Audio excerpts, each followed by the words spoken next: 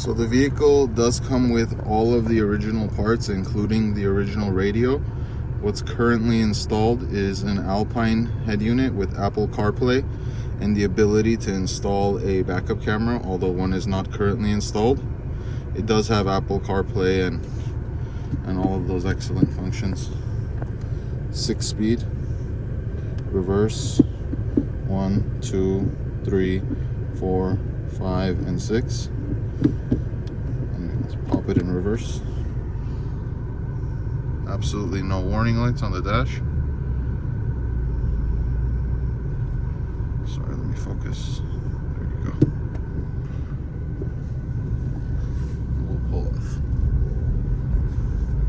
The air conditioner works flawlessly. It's very cold.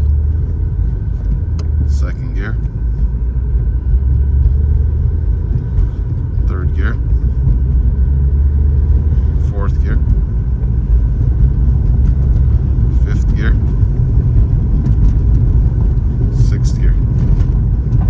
So it goes in all the gears very quietly, very smoothly, which if you know these cars, you know that they shift absolutely amazing. Something I found very unique to this car is you'll see that we have the visors, and we have this visor here, working dome light,